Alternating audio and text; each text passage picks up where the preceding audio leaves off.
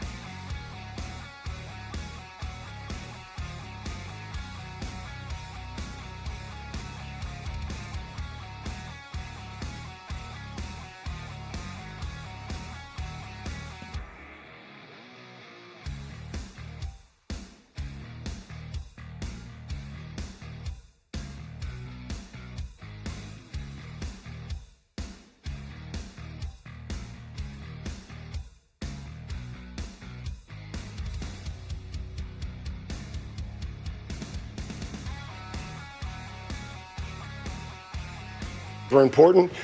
We needed it. Situational football. We'll talk through all those things. And again, he was thinking the right thing. And and today in the game, the way that it was, they needed 2 touchdowns. I think it was okay, but we made it a little closer. We knew it would be difficult coming down here, but 2 explosive plays, and then, I think really Kyle's play early. We really needed that one. That was the one that we were talking about, just needing one play, and he hit it, and it was great to see him have that success. Mike, how much did you like the fight of your team in this one from start to finish? I always love the fight. That's why I love coaching them, is that they fight and they compete. It's not always perfect. It's never going to be perfect. But I love the way that they compete.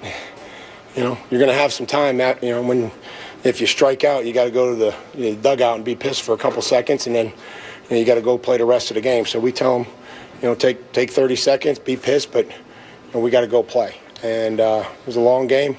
It's a tough place to play. It was warm, and they're good. Mike, you had 3 touchdowns of 50-plus yards that were all scored by rookies.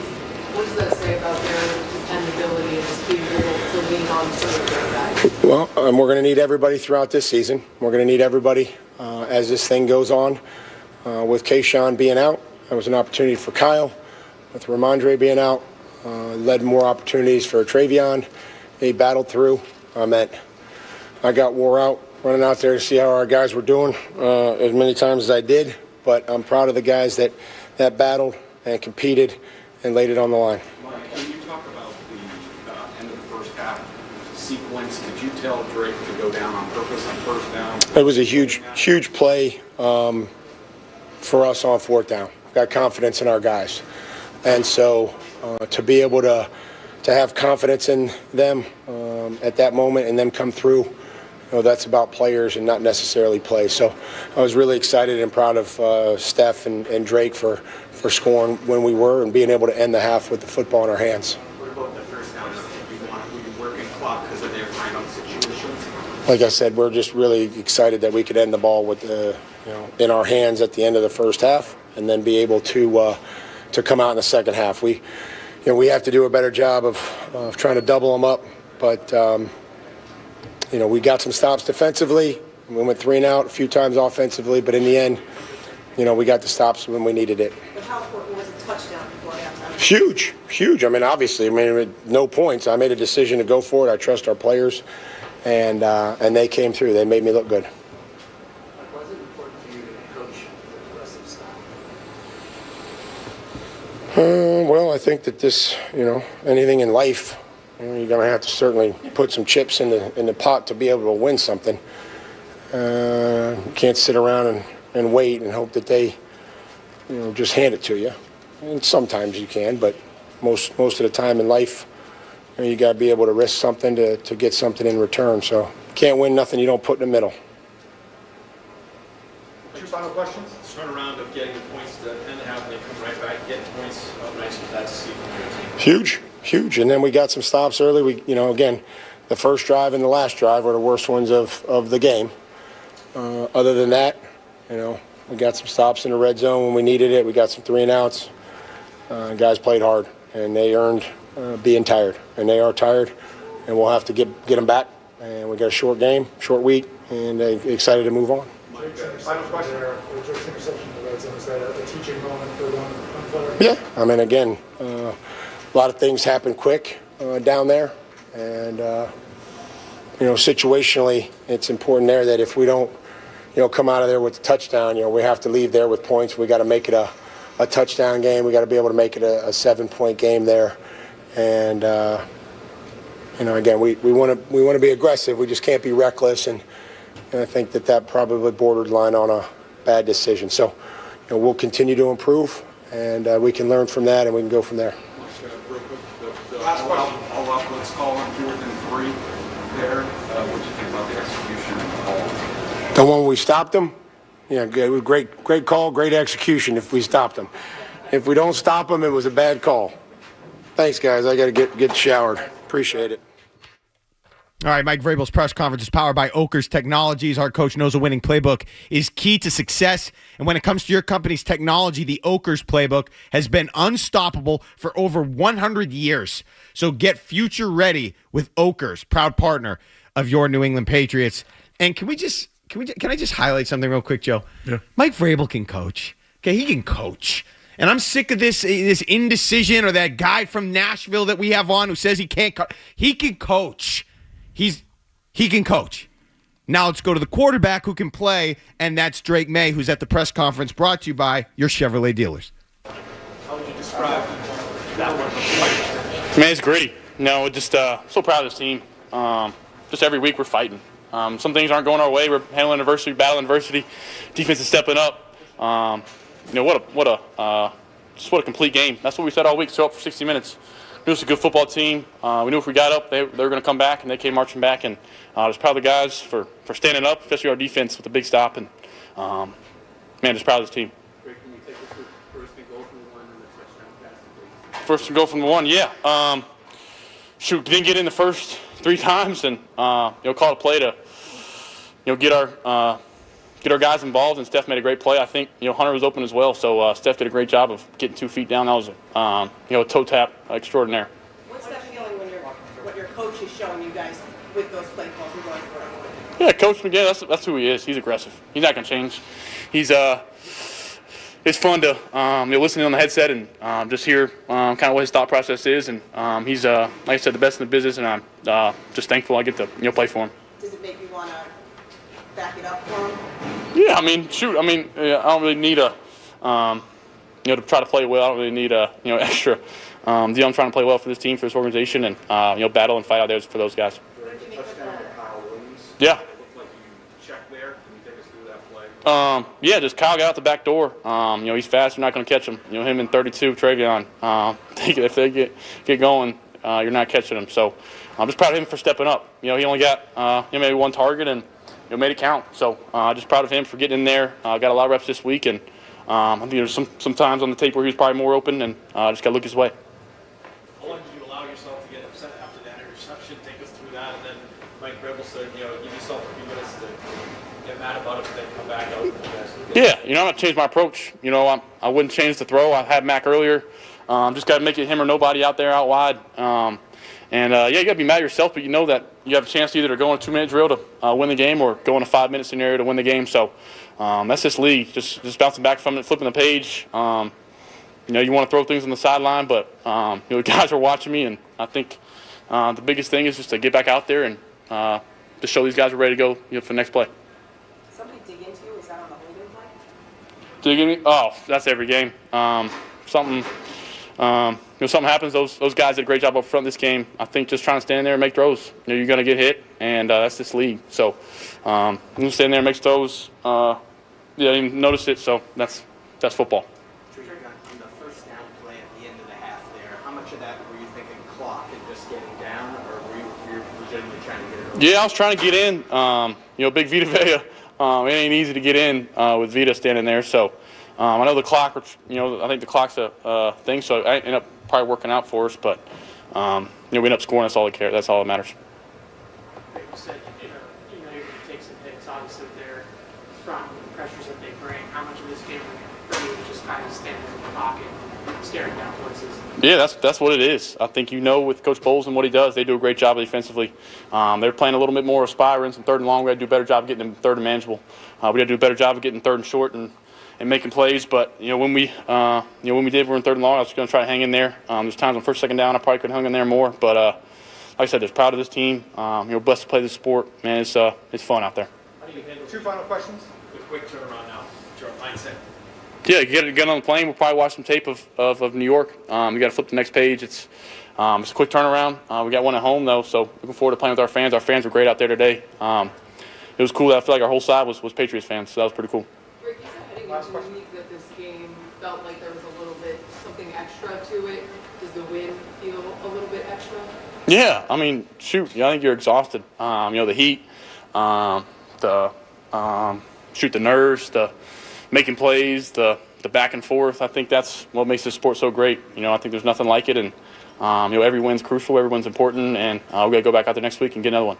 Thank you, guys. All right, that was Drake May at the press conference. Drake May's press conference is brought to you by your New England Chevy dealers and the Chevy Silverado, where dependability comes standard. And Joe Murray, Mark Dondero here, Patriots Postgame show.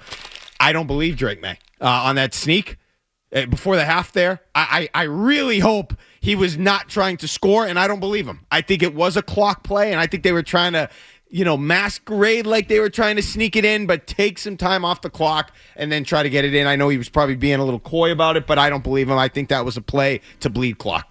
The Patriots are so aggressive today, I don't know what to believe. I also wonder at times if they just called the play because they had something set up, if it worked or didn't work.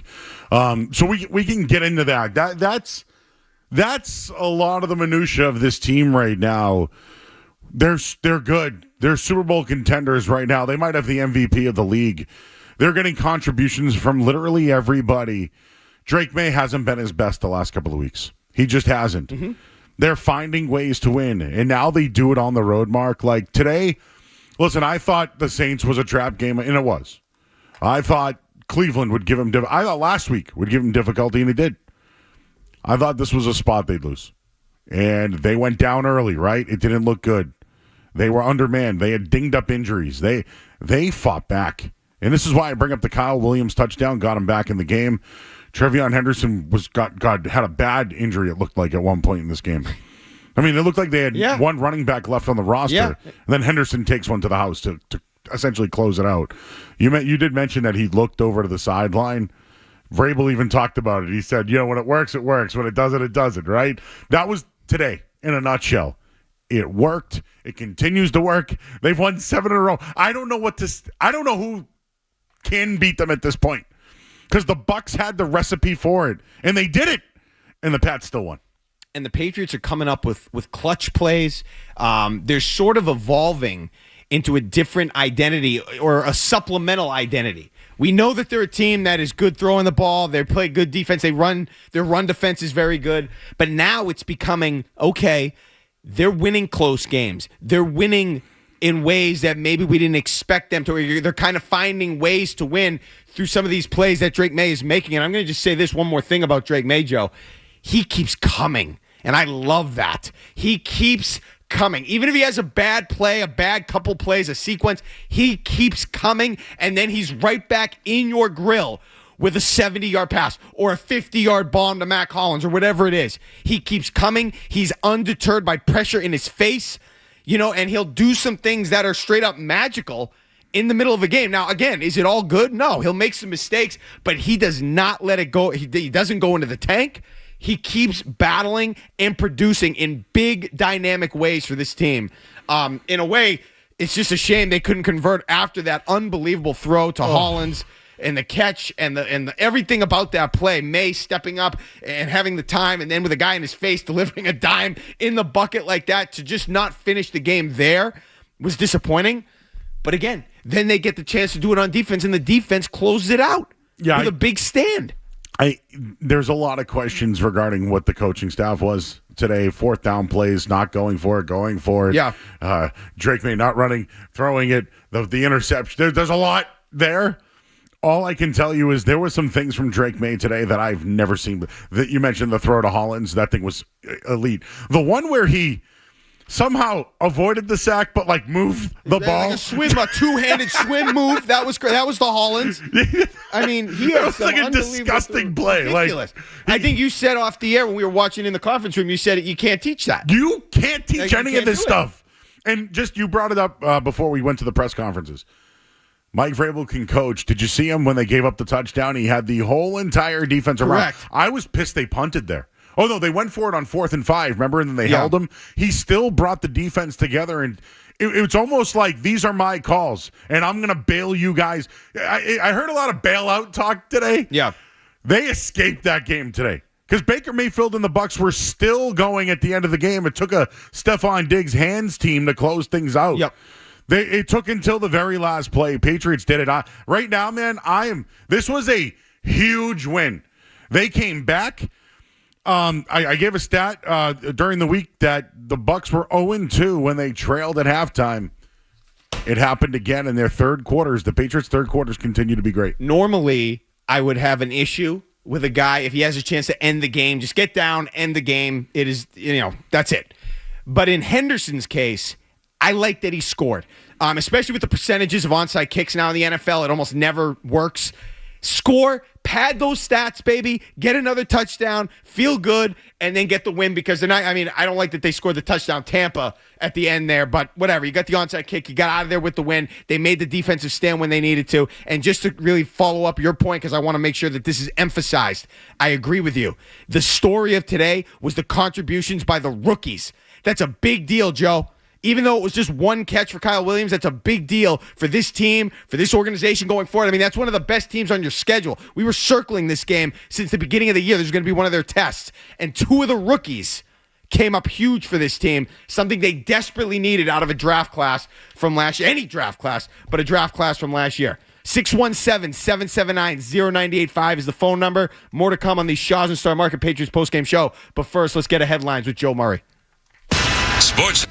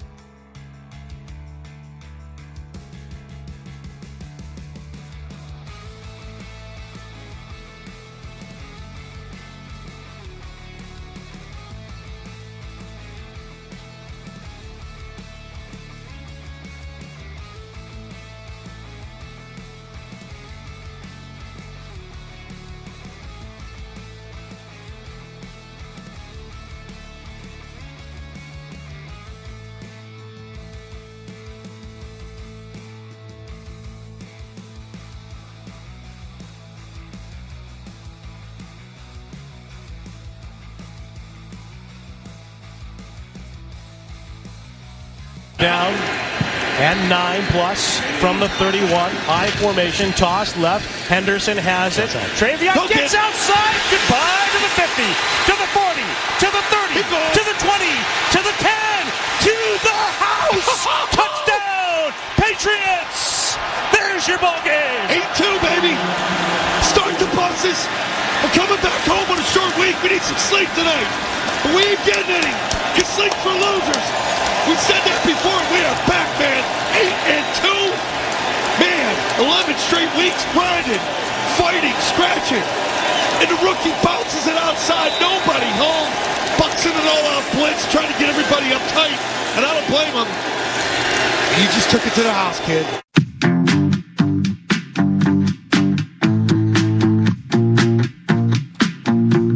Sweet indeed. Back here on the Shaw's and Star Market Patriots post-game show. The drive of the game is brought to you by Safety Insurance, providing comprehensive coverage for your auto, home, and business. Ask your independent agent about safety. We'll help you manage life's storms. That was Trayvon Henderson. 69-yard touchdown run, 2 plays, 70 yards, 16 seconds, put the game on ice. And my favorite part was him looking to Vrabel to, I don't know why they haven't discussed that or why it's not a, they don't know in that situation what they'll do, like a universal known truth there that if you have a chance to end the game, you just go down. But he looked for the guidance. He didn't get it, or he got the go-ahead to score the touchdown. He scored the touchdown and padded the stats. And a true breakout performance from Trayvon Henderson. One of, a couple rookies, Kyle Williams, that had big plays in this game. But really, with Ramondre Stevenson out again, Joe, to come to the table with that type of performance from Henderson against that opponent on the road, an opponent that's coming off the bye week, that's a huge game and a huge spot and moment for that kid. Well, I'll say this more than anything. Trayvon Henderson was a home run hitter out of college. I think that's why everybody liked him. In the national championship game, we took a screen pass to the house, right? So a lot of you, when you look at his stats, they've been, 10 carries for 40 yards, right? Last week, I think he had 75 or whatever it was. So a lot of his stuff has been grunt work. Well, he's known to be the home run hitter. He had 2 of them today. And the last guy who could do this was LeGarrette Blount. Big guy, but he could take them to the house. They needed it. And I told you, Jennings got hurt. And he was their goal line back a week ago. They weren't going to Dearness. They went one time to Dearness Johnson, but and then remember the play that May ran out of bounds on a 3rd down? Henderson ran backwards. It looked like he might have twisted his knee up. Was messed up. And he still took it to the house. So, yes, his impact was huge. Yes, because Ramondre Stevenson was out, but both his big runs were to the house. 617-779-0985. Let's kick it off here. Tim is in Miami. Hey, Tim. Hey, what's up, guys? Just had a question for you. Up to this point in the season, despite the winning, despite what we've seen, we've heard many people in the media say that this is not a team that's ready to contend, and they point to they have an easy schedule, and they say they haven't faced any injuries yet. Well, on the schedule, they beat the 2 best teams on their schedule. They're perfect on the road, and there's no easy win in this league. The Bills just got spanked by the Dolphins. And as far as injury, they just won 2 games without their top running back and top receiver. So for those people who want to say that this is not a contending team, what's the next but that they're going to give us? I don't have one. Okay. I'm done. Listen, I said that this was going to be a tough game for the Patriots because what the Bucs have been doing. The Bucs had 17 sacks in their last 3 games. Who's been sacked 17 times in the last 3 games? They've created turnovers. All those things happened today. How many sacks did the defense have today for right now for the Bucs? But they sacked May. They intercepted May in the red zone. 2 sacks, 15 yards. Better day, right? And by the way, I thought the line was pretty good outside of Wilson had a false start, and Morgan Moses had a bad one in the red zone. Overall, I thought that was all good. The Bucs defense looked good. It threw different. May was kind of a little crossed up early on. I did not love the play calls today. That's why I think this one was on the players. They made the plays. You mentioned Henderson's to the house. The Kyle Williams one was huge. And Stephon Diggs on that 4th down. Should we talk about this? 4th and 1 before the half. Did you like the call? Aggressive, right? Did you like the call to go for it? And then did you like the play call? Play call was one play, great throw, great catch. Yes. Right? Great quarterback, great receiver. Guess great call. Whew. Risky, right? But they were getting the ball before the half. So it would have been a 10-7 game. they get the ball at half. Instead, now they're up 14-10. And then they score the quick shot out of the third quarter. I liked that they went for it. I was fully in support of them going for it there. 4th and 1, you go for it, especially on the goal line. Less than 1. Did not at all like the call. Too many amazing things had to happen there. Now, granted, you have two guys that are amazing at what they do. So you had May making a great throw and Diggs making an unbelievable catch. Credit to them. Too hard. I don't like that. I don't want them to live in that world. I want them to be able to run that ball in, Joe. Find a way to run that in or come up with a more creative, an Andy Reid type of play that you have deep in the playbook that in that situation, you know that this is going to work. They've never seen it. You have to have a few of those plays where they're never run. You have a lot of confidence that this is going to take the defense by surprise and you can get in and make it a little easier than that. That was way too hard. It worked out. And they made him look good. They made Vrabel look good. And I love the fact they went for it there. You're right about, I guess this is a little bit refreshing because I don't know what their tendencies are. I don't know if he's looking at the analytics. I don't know if it's a gut thing, but he seems to not, there's really no trend in terms of when they go for it or when they don't go for it. A few weeks ago, same situation, they didn't go for it. They kicked the field goal. This game, they go for it. Now you're playing a better opponent, a better quarterback, I think. Or was that a Buffalo game where they kicked the field goal? Was that against Buffalo? We were talking about Tennessee. That might have been Buffalo. Yeah, before. So I don't know what tendencies they're going off of there because here they went for it, which I was good with. Just didn't like the play call, but it worked out. It worked out, and credit to them because they got it done. Rogers is in Texas. Roger. Hello. Hey. Did you guys hear me? Oh, sorry. Hey, I just wanted to say it's a really great win. I'm really impressed with the coaching staff. Look at the difference in with Kyle Williams and how we had what's that guy's name, Polk last year. Everyone's thinking Kyle Williams ain't going to do nothing. He steps up today, and I just 2 days off knee surgery, so it's a great way to end my weekend. All right, well, good for you, man. Heal better. Heal up. Listen, one thing I was going to say, going back to the previous caller, what could they do more? They could win a playoff game. That's next. That's the next thing, Joe. And we're not here to talk about that right now. That's not on the table right now. But I'm just telling you that's going to be the next but. Can they win the playoff? Yeah, but they didn't win a playoff game. That's for down the road. That's not for right now. There's nothing else right now that they can prove. They've beaten the best teams on their schedule. Look, are they going to go undefeated the rest of the way? No, they're going to lose another game. But they've beaten the best teams on their schedule. They've done it every which way. They've thrown the ball. I guess... Here's another one, maybe. Can they come back if they're down the game? Can they come back and win a game? No, they did today, though. They were down early. Yeah. I'm talking about in the fourth quarter, they're down. What the Bucs were facing today. Can they win that game? That's one. Yeah, I would say this as of right now. Yes, the Broncos and the Colts are ahead of them. I would take the Patriots right now. I would.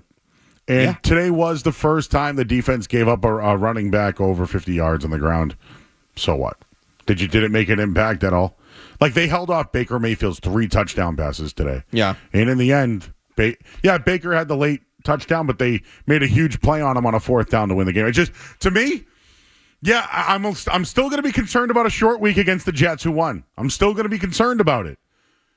But at this point, haven't they answered and passed every single test? They have. They have in various ways. Defense stepping up, May stepping up, other guys stepping up. Mac Hollins had over 100 yards today. I hear what you're saying about the Colts and the Broncos.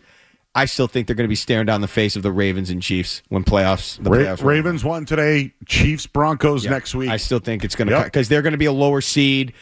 You're going to get probably one of those two. The Ravens feel like they figured it out a little bit. Jackson's back. It's going to come down to something like that. Just one more thing on this. The schedule, people, stop it. Stop the schedule stuff. If they can somehow win the AFC East and win the AFC and be the top seed is what I mean by that. Yeah. You may be able to avoid those teams that you just mentioned. The Chiefs right today aren't in the playoffs. Right. They're not. I know the Jags somehow lost today. I don't know how.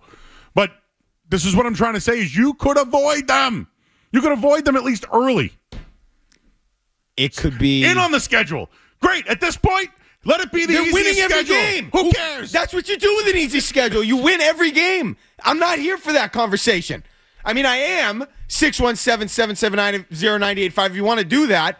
But I think that's over now. They're winning in different ways. I mean, that's where we are. All right, more to come when we get back here on the Shaw's and Star Market Patriots post-game show on the Safety Insurance 98.5 The Sports Hub Patriots Radio Network. Hub International.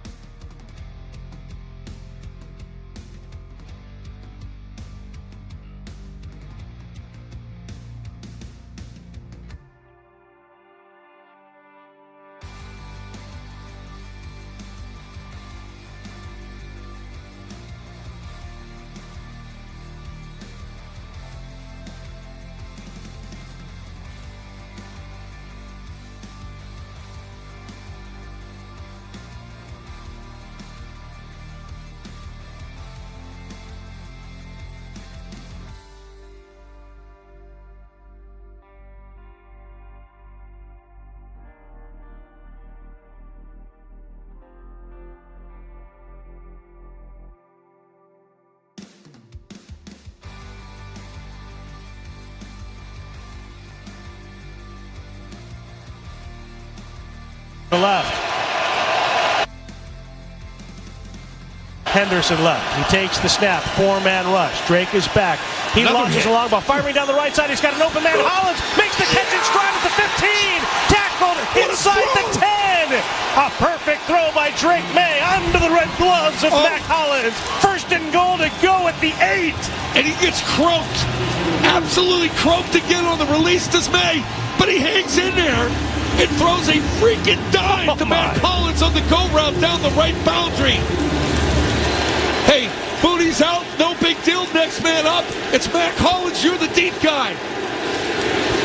MVP. Listen to the MVP chants. Incredible throw, incredible play. Back here on the Shaw's and Star Market Patriots postgame show, Mark Dondero, Joe Murray. New England converted 16 first downs today, and with every first down, Credit Union's Kids at Heart funds promising studies into new treatments for pediatric brain diseases. Learn more at cukidsatheart.org. And that was the throw to Mac. 54 yards, May to Hollins. Unfortunately, the Patriots did not end up getting the points there as Drake May threw the interception. Just a quick correction. It was the Patriots who sacked Baker Mayfield twice for a 15-yard loss, minus 15 yards. Drake May today only sacked one time for 1 yard. That's incredible considering how many he's had. 17 in 3 games, one today. Took some hits, but I thought overall, even on that play to Hollins, did he take the hit? Yes. But the protection was pretty much there. It's not going to be perfect. And the people that get all skittish every time he gets hit. He's 6'5", he lifts weights. He plays NFL football. He's going to be okay. You're going to get hit. He might get hurt one time. That would suck, but it's going to be football every Sunday. He's going to take hits. I don't want to hear about that every week, every time he takes a hit. You can't just stop every guy from hitting the quarterback. Back to the calls. Let's go to Steve is in the car. Hey, Steve. Hey, how you doing? I'm thrilled with the Patriots win. I'm excited. I just have one gripe. I wish Kraft would spend some money, make a move at the deadline. Like we're 8-2, and I just feel like money's not being spent, and there's no moves being made at the deadline. Just a little depth. Like let's go in on this team. I just wish to see a little more, foot on the gas. I feel it's easy to be critical today because of how dinged up the team got to look at the trade deadline. I don't think Kraft had anything to do with spending money. I think that they like the group that they have, and there was just really nothing. It sounds like they were interested in a couple of guys on other teams that didn't want to do deals, and that's it. Yeah. You can't predict who might go down, who might get hurt. Obviously, you can address depth concerns. I did not want them, and we talked about this, I did not want them going all in on somebody and getting rid of a lot of draft picks in the process or something like that. Was not up for that. I would have liked some supplemental piece at running back. Obviously, like you said, hindsight is 20/20, but I said that in real time last week. Or a defensive guy that could step in and maybe make an impact for you in some way, shape, or form, or be a depth piece on that side of the ball. I'm not ready to call up and complain about the trade deadline. I think they do have a good team. And I don't know, Joe. Their depth, their receiver depth looked pretty good today with Keyshawn Boutte out. Mac Hollins comes up 106 yards. Kyle Williams, a big play today, a game-changing play today. That's a big deal. Austin is in Foxborough. Hey, Austin. Hey, how we doing, guys? What's up? Hey, I'm not in Foxborough. I'm from Foxborough. We're down in Tampa now, leaving the game. Hey, this scheduling thing ends today. It ends today. We go to Buffalo. We beat Buffalo. Well, they had a bad game. We come down to Tampa. We beat Tampa. It's done. Mark and Joe get fired up. This place was 75% Pats fans in this stadium. The boys are back. Oh, I will say this. That I knew a lot of people that were at the Tampa game today. A lot of people were down there. You could hear the MVP chants at the end of the game, too. I'll just say this. When it comes to the schedule, everybody, you play the games that are on the schedule. Yes. And there were challenging ones. Saints were challenging. Last week against the Falcons off a loss was challenging. This week, when you have a short week next week, do you know the offense couldn't move the ball last week without Keyshawn Boutte? They scored 28 points today. Right? Against Tampa. And we talked about Tampa. Them not making a move at the deadline. All their depth stepped up today. Right? Kyle Williams, as you mentioned, a receiver. I even saw the kid with a sack there, Ponder, right? Yeah. He's a kid that they liked out of camp, had a big sack today. That was huge. That was big. So I'm just saying that I think they believe in their team that they have, and I think the rest of them do too. So sometimes not making a move is good for the... do I think that this was the best time for them to be aggressive at the deadline? Yes. Okay? But the way I look at it is that maybe the Jets got worse despite they won today.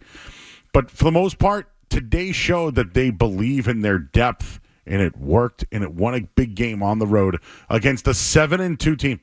Yeah. Do people remember? Coming off a bye. Off a bye. Yeah. So to with me, an MVP candidate at quarterback, not some guy. Not this year, MVP candidate. And he didn't make no mistake. He made no mistakes, three really. touchdowns, he no got interceptions. sacked on the fourth down and still kept it alive. Yeah, it wasn't even a sack. It Wasn't even a sack. It was a pass. One thing I will just say about the schedule, and part of the problem, it can't do anything about it, and it doesn't matter. But a fact, the reality is they haven't they're unproven in big games, in playoff games. You know what I mean? They haven't won playoff games or made a run. So that's why the schedule thing becomes more of a, more highlighted, because if they had won playoff games in past years and they have this legacy and this pedigree of winning big games, then it's okay. They don't have a tough schedule, but we know they can win the games. This is different. They've never won those games. They've never had the chance to win those games. So you're going to keep hearing about, well, I don't know, that schedule. Wait till they really get tested. Now I'm looking at it after today, Joe. I don't know where the next test comes. Well, I do know it's Baltimore because they feel like they figured it out. But I don't know. The Giants, is that a real test? Cincinnati doesn't feel real. The Jets, you're skittish, but I still think that's a game you should win. I think, crying out loud. I think you should celebrate this win. But worry about the Jets on Thursday. Worry about the next game. I know the Jets are what they are, but they put up 27 points today. I just think that coming off a win on the road against a divisional opponent is still something to worry about. You're right, and you said it. It's an NFL game, and anything can happen. It's tough to win in this league. Look at the Broncos and Raiders this week. It was a 10-7 final. On a Thursday night. Okay, and that game was in Denver, wasn't it? Yep. It was in Denver. All right, another one real quick. Connor in the car. Hey, Connor. Hey, guys. Just want to say, what a game by Chase on. 1 year, $5 million deal. Yes. I think that's one of the best moves we've made in years. Huge sack, third down in the first half, on a massive sack. And then end of the game, one of the best pass rushes, clutch. Should have been a sack. He doesn't get credit for it. What a signing he's been. The pass rush isn't, consistent, but what a spark he's been. Great signing. I'll hang up and listen. Well said, Connor. He was everywhere on Baker Mayfield early in the game. Had a sack, but you're right. For the most part, he has made more of an impact than Harold Landry. He's their best pass rusher. Yeah, bar no none. doubt. Top pass rusher on Former this team. first-round pick, they gave an opportunity to, and he's taken it by him. And he's sort of done it since he got here. I mean, it's not like he just emerged last week. He's kind of been, you see his name flash up there, and today, some big, timely play. 617-779-0985. More to come on the Shaw's and Star Market Patriots postgame show. Joe Murray's going to get us a headlines, but first, let's pause 10 seconds for station identification on the Safety Insurance 98.5, the Sports Hub Patriots Radio Network. From the Town Fair Tire Studios, this is Boston's home for sports. WBZ-FM at HD Boston 98.5.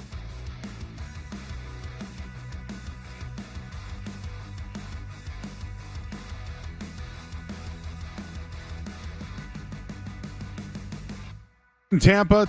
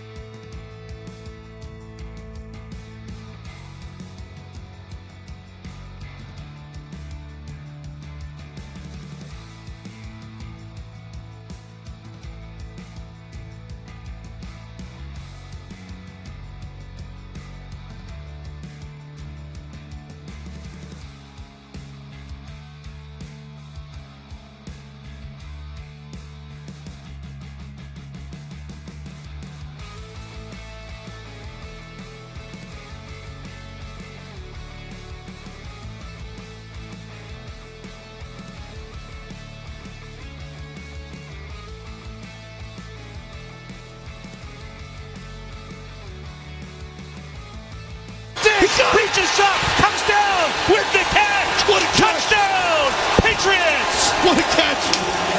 Holy crap. What balls. What You go gun on the confidence. 1-inch line. Merited, validated by Stephon Diggs from Drake May. With that shot of confidence It's from a their hell head of a catch. coach. Two-tap. With the toe tap Big-time ball against player, Stephon one Diggs. of the better safeties in this league for a long time, Antoine Winfield Jr. The ball's thrown in the only spot it could be, and the catch is made the only way the catch can be made. Back here on the Shaw's and Star Market Patriots postgame show. Stephon Diggs there to the house. Well, I don't know if you can say that on a 1-yard catch, but he was in the end zone, and nearly 30,000 people in Massachusetts don't have permanent housing. Heading Home is changing that. Get involved today at headinghomeinc.org. And you know what, Joe Murray, Mark Dondero here, Patriots postgame show. We talked for years, unnecessarily so, by the way, about how the Patriots and Belichick, they were the master of the double score. I feel like this is real. I mean, they essentially won the game today. Arguably, they won the game today because of the double score. Touchdown right before the half with no time on the clock. Touchdown to start the third quarter. I mean, that's the double score. That's double scoring to the max there. And this team does it as well as any we've seen in recent history. Oh, yeah, the double score is back. It's something that we've seen this year. Again, one thing about this week, just in general, when you look at the Patriots, they've been really aggressive. Really aggressive. Today, at times, I thought it was too aggressive. We can nitpick what we want.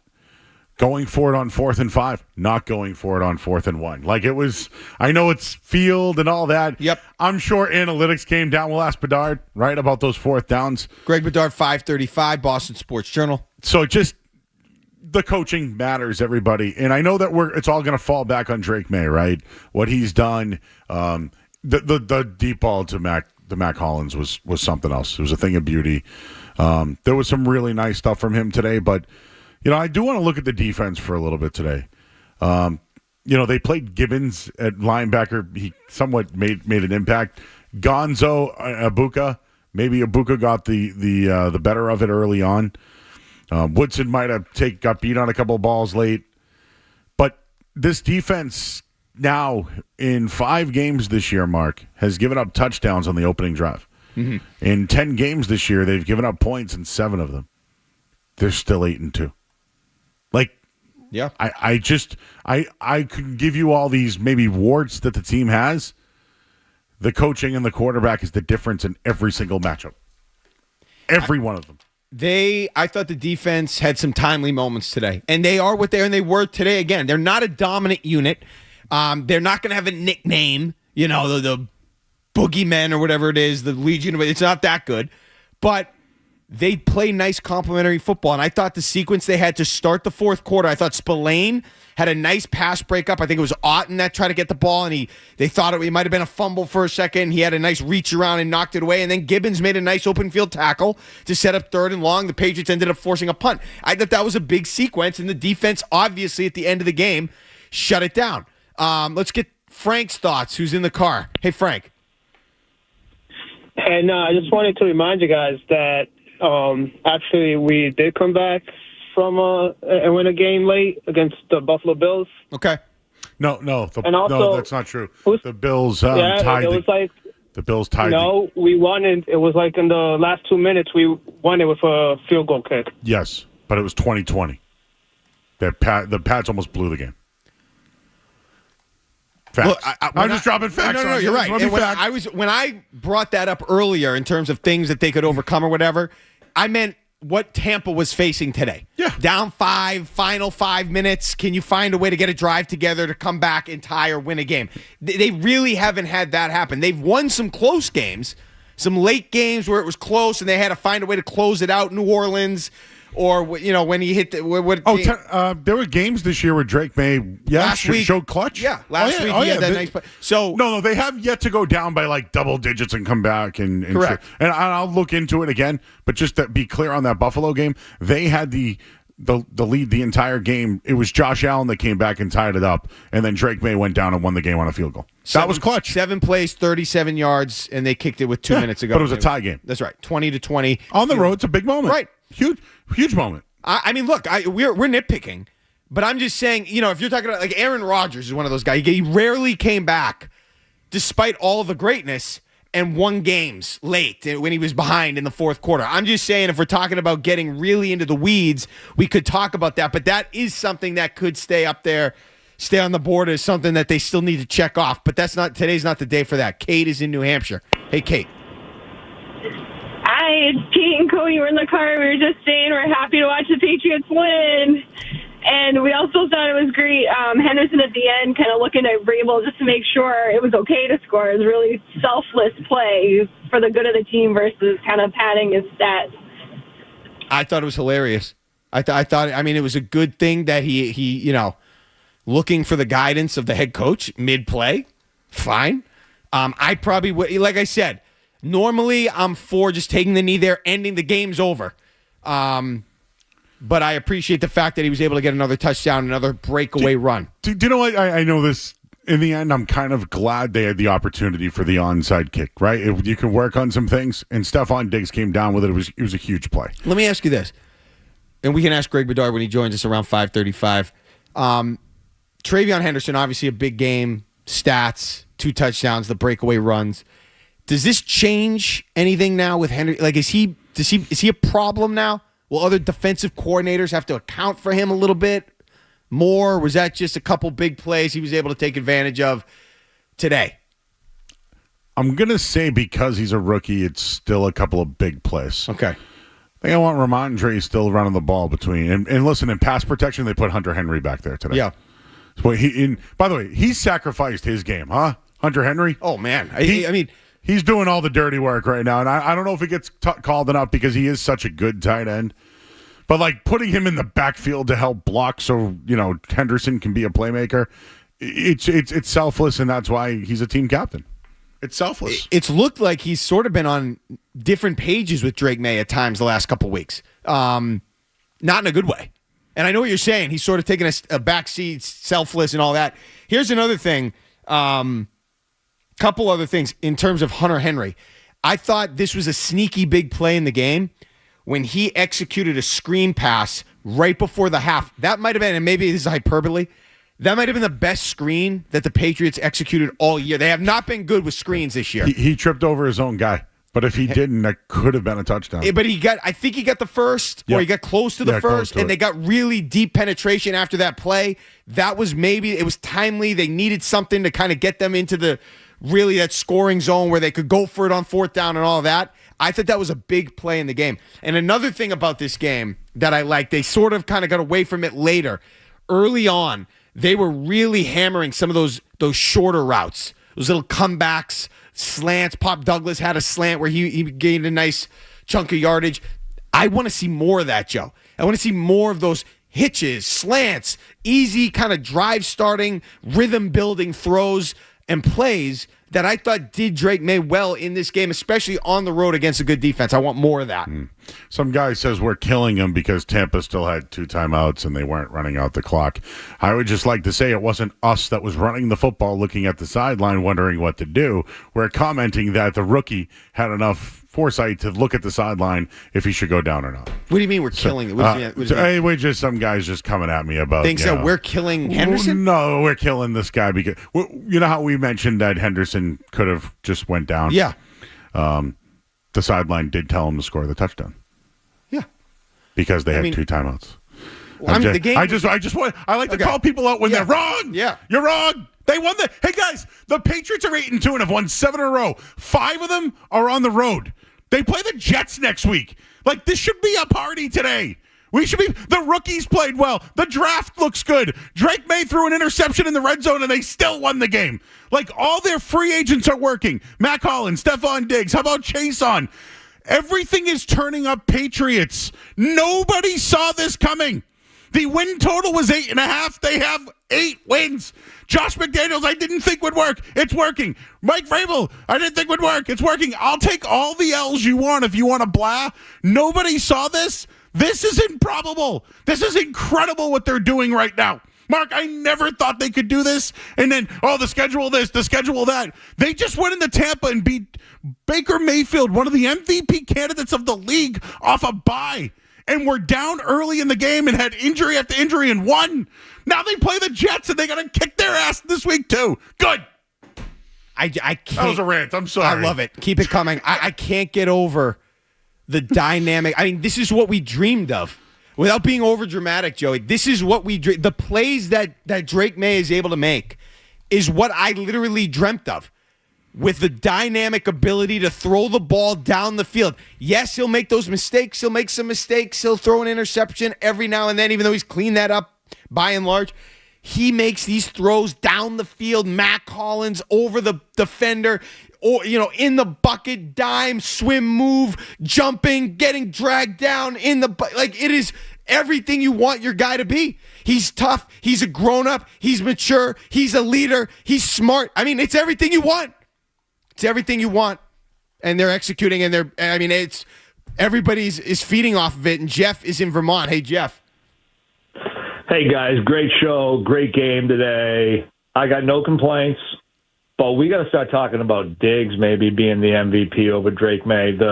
What he's brought to the team, the energy, the end zone dances, the crazy stuff that Belichick hated, and Vrabel seems to be able to handle.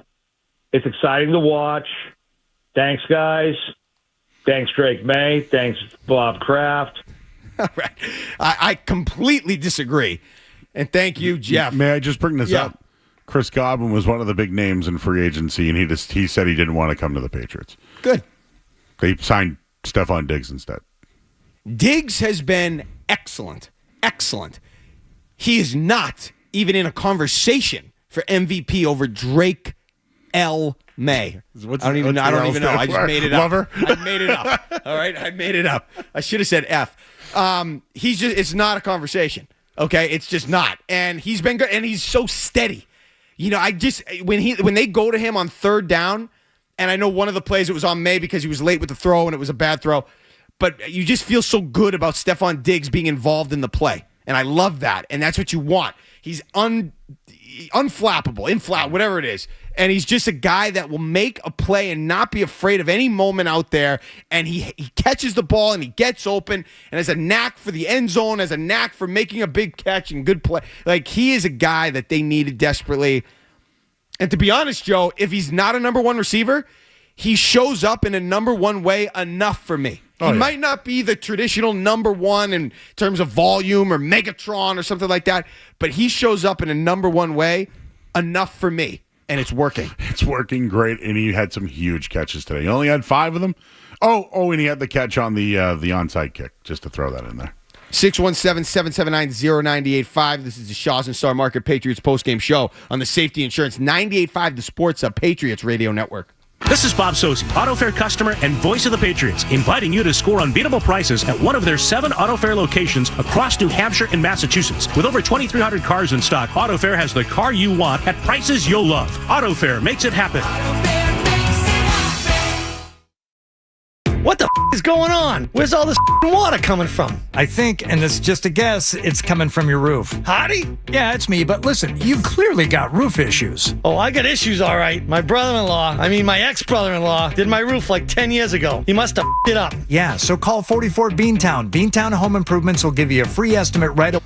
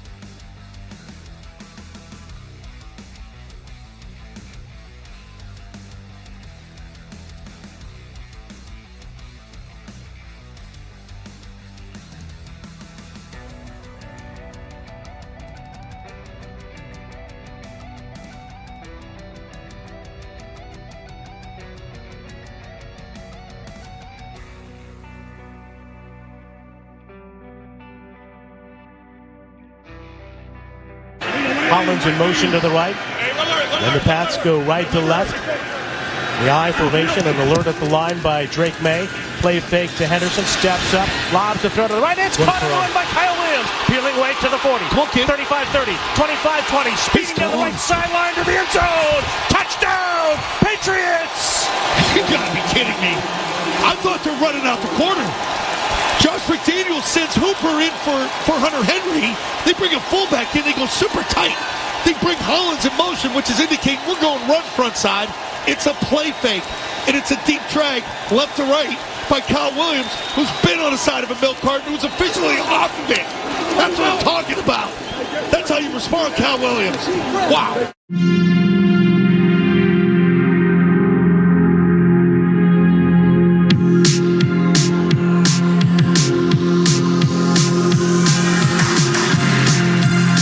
All right, back here in the Shaw's and Star Market Patriots postgame show. Mark Dondero, Joe Murray with 16 completions by the Patriots today. Catches Law donates another $1,600, which brings the catches for college season total to $10,500. Is that the right number, Kev? $10,500? I think that's the writing. Okay. The Catches Care Scholarship ensures financial hurdles will not prevent students from pursuing their dreams. And that throw, where Kyle Williams was sort of growing up before Zoe's eyes, that was another great throw by Drake May. You know, a little bit of pressure or guy in his face, and he still finds a way last minute to get a quick release out on the money. Out the back door goes Williams, and he's gone. I'll just say this. Most of the plays we've seen from Kyle Williams have been on the left side. This was on a right where he was double-teamed and went to the sideline, caught it, and just went straight and showed his burst. Absolutely outstanding. Another thing I just wanted to bring up here, Mark, the Patriots, if we're going to get into the schedule talk, if people really want to do it, this year they were giving the NFC South. They swept the NFC South. They beat the Falcons last week, Panthers earlier this year, the Saints, and today the Bucks. They beat the entire NFC South. Winning on the road. Winning games after, you got a little bit of a target on your back. They're just continuing to check boxes, and I just want to make a correction. It is not $10,500 given to the Catches Care Scholarship. It is now $19,500. Big day. Catches Care Scholarship ensures, once again, that financial hurdles will not prevent students from pursuing their dreams. So that's a big one. Look, I don't know if Kyle Williams arrived today or if he's now activated. But, I remember last year, this was the preseason, Javon Baker had a chance to make a big catch in one of a preseason game. It was a deep ball, big catch, dropped it. And I remember thinking right there, that could have changed his trajectory if he made that catch. Never made the catch, never emerged, and he's long gone. Williams today, would I have liked a follow, a couple catches to follow up that big play? Yes. But I'll take it, and that is something, obviously, you can build off of with the speed, with Booty out, especially with Booty. You got other guys here that can make plays. You don't have to carry the load. So to do that is honestly enough, but I would have liked a couple more. Well, let's just talk about the wide receiver position for a little bit here. Kayshon Booty's been Drake May's favorite target. He was out of the lineup today. He went to Mac Hollins and Stephon Diggs, veterans. Last week, when Booty was out, he went back to Pop Douglas and Hunter Henry to close out the game. Drake has some familiarity here. He didn't have a lot of familiarity with Kyle Williams, and they haven't been on the same page. To see that one today, though, they have a pretty deep wide receiver group. We haven't really seen much from Chisholm yet, but overall, they have depth here. So all this talk about bringing in this X and they have depth. We knew they had depth, right? And you know what that reminded me of? He hasn't been as consistent, obviously, but that one play in a vacuum reminded. You remember the Malcolm Mitchell catch in San Francisco many moons ago? Great throw and catch there from Brady back in whatever that was, 2016. Let's go to Matt is in Kingston. Hey, Matt. Hey, what's up, guys? It was a little concerning today with some of the potential injuries that we saw. Do you guys have any concerns that, after seeing what we saw today with, Terrell Jennings going down and potentially Henderson being hurt, that not making a move at the deadline was maybe not the right thing to do? Christian Barmore's the one I'm concerned about. It was ruled a back injury. Well, you said Vrabel was holding his hand. I don't like that. I don't want hand He was holding his hand. No. That was visual. That's not just Joe Murray said, no, we saw it. Yeah. We know about his health concerns, right? Blood clots, name it. We're not going to speak on someone's health, but when a back comes, how many times do you hear back when someone gets hurt? I don't feel like I hear it that often. Not good. Mm-hmm. And they got a lot of money tied up between him and Williams. And there wasn't I don't want to say there was, you could tell that they missed him when he went out of the game. Oh, yeah. And they were down, so they couldn't really use their running game to get back in the game because they were down. Gabe is in Denver. Hey, Gabe. You know what? I'm locked up here, Kev. Can you put Gabe on for me? Here we go. Hey, Gabe. Hey, what's up, guys? What's up? Hey, I'm not in Denver. I'm in Pembroke. Okay, Pembroke. Cool. It says Denver. Hey, listen, I just got home. Long day of flag football, but I turned the radio on. Hey, was it Drake that you guys used the word smart? Yes. It was. All right, so, hey, listen, is he throwing dimes, extending plays? Absolutely. All that's great, but smart? Smart is sliding before you take a hit, and Smart isn't taking that hit in bounds where he almost crushed his own guy's knee. He got the late hit. Needs to get he got smart. the helmet-to-helmet hit. He got a helmet-to-helmet hit. No, I'm not accepting this. And if you want to say his turnover, I'll get on you about. Sure, get on him. Play call. He probably should have thrown it away. On the interception, probably should have thrown it away. Throwing into double coverage wasn't smart. They didn't look like there was much there. They needed the points, but it's also the play call too. Play call wants him to keep a play alive, right? The hit out of bounds. Come on now. What's he supposed to do? He's trying to keep a play alive. I'm the first guy to tell you he needs a slide. First guy to tell you. On that play, he got a call. How are we going to tell you that's stupid? How are we going to say that's not smart? And I know Henderson was just there, wrong place, wrong time. It happens. It's a roll up. It happens all the time. It felt like on that play where he got the call, wasn't there a guy draped all over him? Or like I don't think he could have slid there. He could again. Football. Now, there's some plays where it was stupid that he didn't slide. But when I say he's smart, Joe, look, you don't have this level of MVP type of success as a quarterback if you're not intelligent on where to throw with the ball or where to go with the ball, where to throw the ball, when to throw the ball, being on time, being right, knowing where to go based on the coverage, who will be open, where am I reading, like all those things. It seems like he processes. You can't get into the MVP conversation if you're not able to do, especially when you're not, Michael Vick circa 2002 when he's running up and over everyone like a video game. He's not doing that. He especially isn't doing that the last 2 weeks. Yeah. He plays flag football though. So he plays flag. He knows. All right. He's very smart. Those adult flag leagues can be serious. Oh yeah, very, very. You playing one of those? I have. I played years ago. Yes, okay. Running gun. But real quick, just on the interception there. They were being aggressive all day. Yeah. And I just think at that moment, he needs to know to throw it in the back of the end zone. He threw it in between two guys. Hollins was there. But I didn't love the play call. They were aggressive, right? They wanted to try to score. He's got to throw it away and settle for 3. He hasn't been running the ball as well. Not a, alarming type of concern, but it's just something you notice over the last couple weeks. Jay, Pop Douglas. Hey, Jay. Hey, guys. Thanks for taking my call. First of all, thanks for bringing up that we did sweep the NFC South, which is awesome. The other thing I wanted to bring up, I am sick and tired of watching these guys run up the gut. It never goes anywhere. However, you run outside, and we saw what happened today.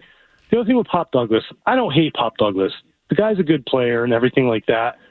But, he gets one play a game. Other than that, he putzes around the backfield, tries to find an opening instead of just go forward. Just go forward. Get something. 1, 2, 3 yards, whatever.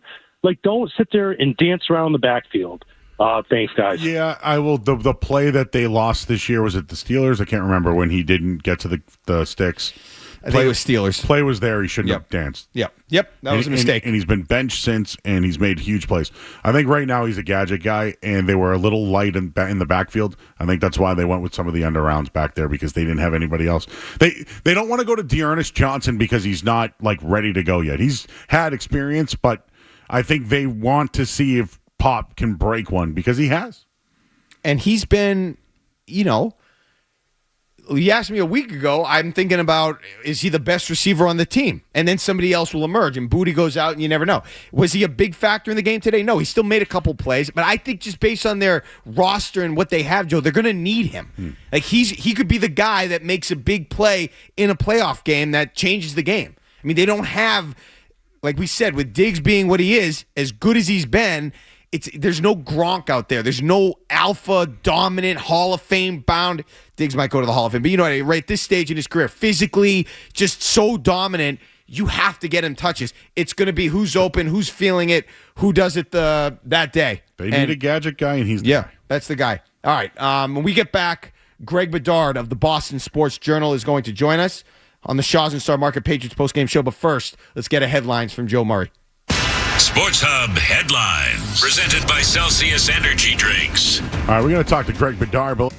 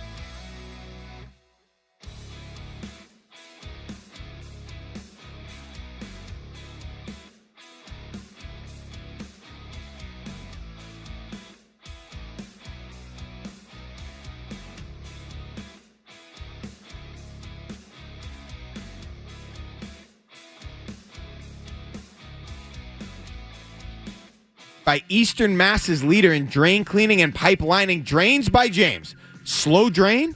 Clogged drain? You need to contact Drains by James today at drainsbyjames.com. They give a poop about your pipes. And with that, we welcome in Greg Bedard of the Boston Sports Journal. Greg, who is in Tampa, I believe. Greg, good afternoon. How are you? Good afternoon, gentlemen. So let me start you with this, Greg. A lot of explosive plays made by the Patriots today. What was, off the top of your head, the best play the New England Patriots made today? I would say the play that made me say wow out loud, and it actually didn't really matter because Drake May threw an interception. It was the throw to Hollins. Like that, Drake May stood in the pocket, got belted. Mac Hollins, who's not the fastest guy in the world, had time to, do a double move. Drake threw it early, hit him in stride down to about the 6-yard line. And I had a perfect angle in the press box where Drake's back was to me, and it was just right on line. And that just made me sort of say wow out loud. But yes, you're right. They got a ton of big plays. Probably the runner-up would be the play to Kyle Williams where, Drake May checked the play at the line. And again, he got belted, stood in there, held the ball an extra beat to let Williams get open, and then just delivered a perfect pass, hit him in stride, allowed him to go to the house. Greg, this is one of those games, I think, when you watch the film, you got to put your bib on, you got to sharpen up that knife, because there was a lot today to somewhat break down, a lot of good, a lot of bad. But I wanted to just talk about the clockwork before the half, right? The double score is back. It's a thing. What did you think on that fourth down play? A, going for it, B, the throw from May to Diggs, and just all day long on fourth down? Is that analytics? Is it where you are on the field? What went into all of these plays on fourth down and the one on the goal line?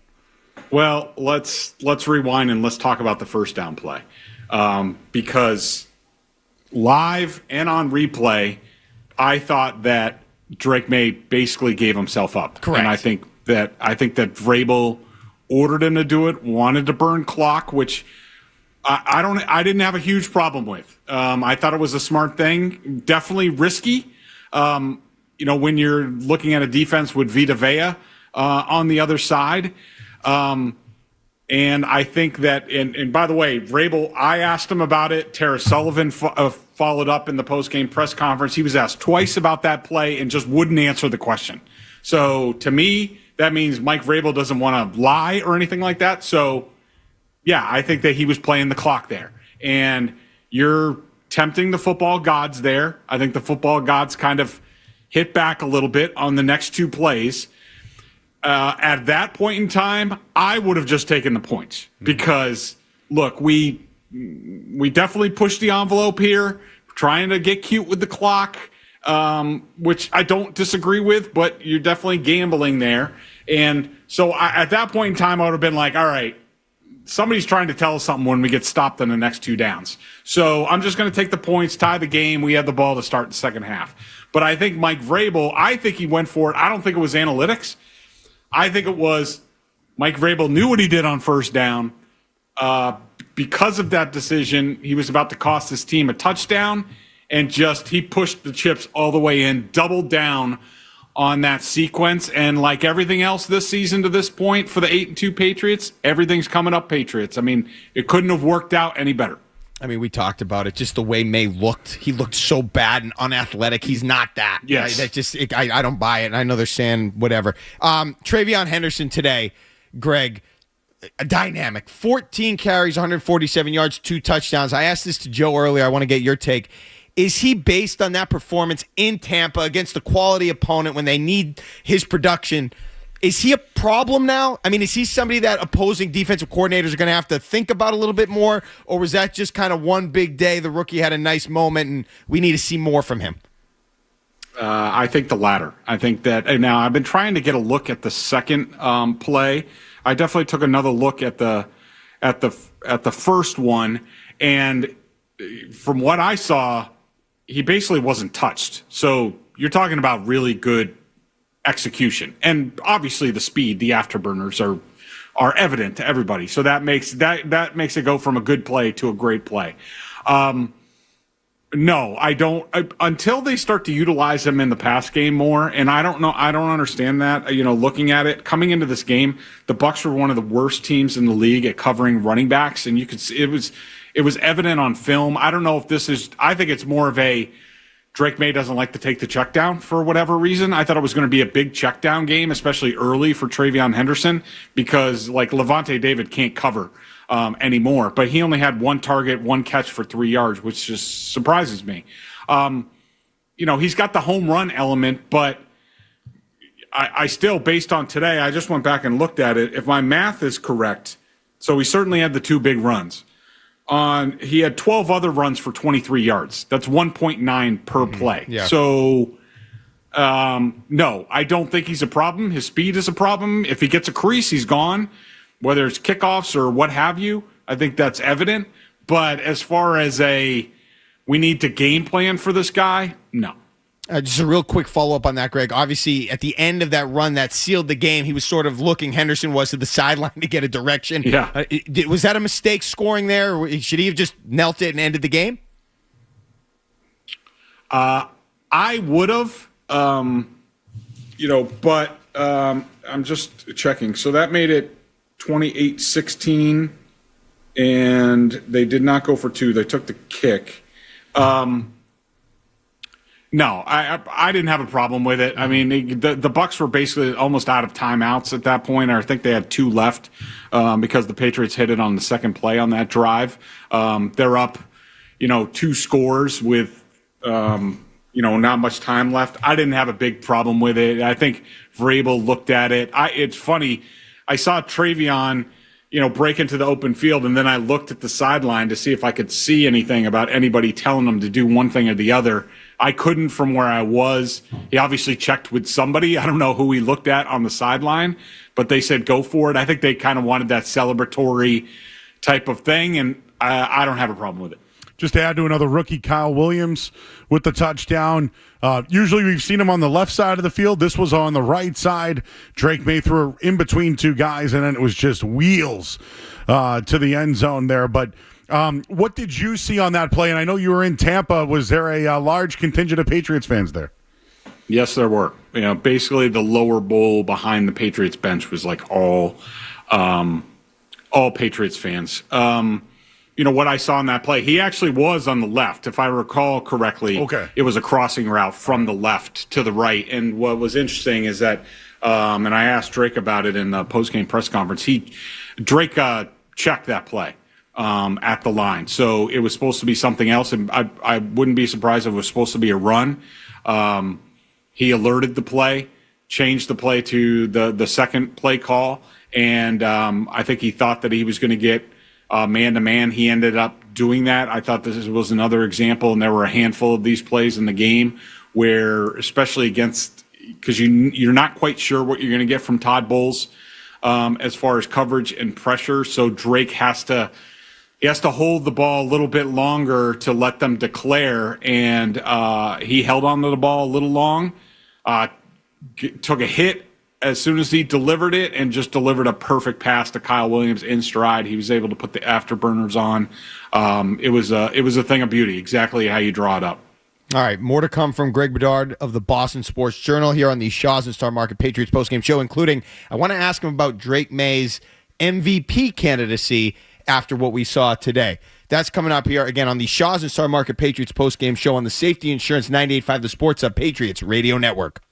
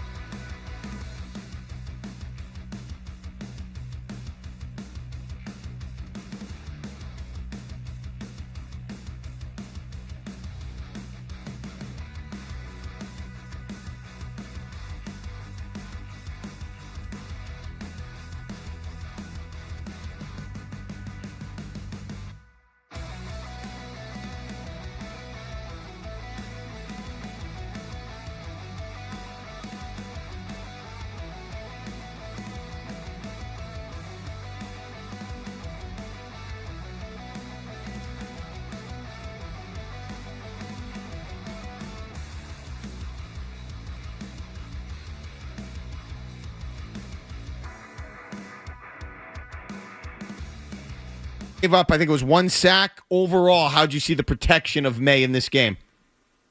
I didn't think it was good. I'll be interested to see how much of that was by design. Like I said earlier, Todd Bowles, especially, they were in it seemed like they were in 3rd and long a lot. And what you get with Todd Bowles is you get these designer things where he's got 4 or 5 defensive backs hanging out 10 yards off the line of scrimmage, and you're not exactly sure what they're going to do. And so was the pressure a byproduct of Drake having to hold the ball a little bit long to let them declare exactly what they were doing in coverage and things like that? I'm not sure. I will say, according to the stats that I have, Drake May was I just saw this. He was pressured 47% of the time. That's what I'm seeing here right now. That would be the second highest of the season to the Saints game. How much is that on Drake? We'll see. I mean, because there was a play I think it was right before the interception where he got belted along the sideline, where it's like, dude, just throw the ball away. He didn't need to take that hit. So that's sort of pressure from himself. But I didn't think it was great. Looking at some of the next-gen stats, I was just looking at it. They said, Yaya Diaby generated 5 pressures and 18 matchups against Will Campbell. That's not great.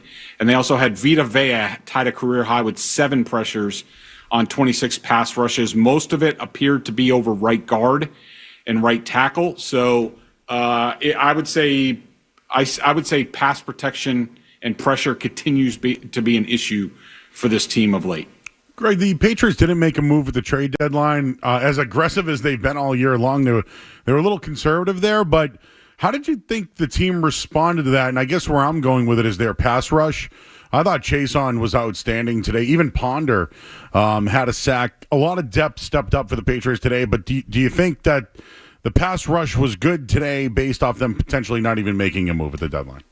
I don't think so. I didn't, there was some talk in the postgame locker room, some of the reporters asking about, the inactivity at the trade deadline. And I even heard David Andrews talking about this, on the pregame show here on the station. And he said, as a player, I didn't even care about the in-season trade deadline. It didn't affect me one way or the other. The off-season trades, that's something entirely different.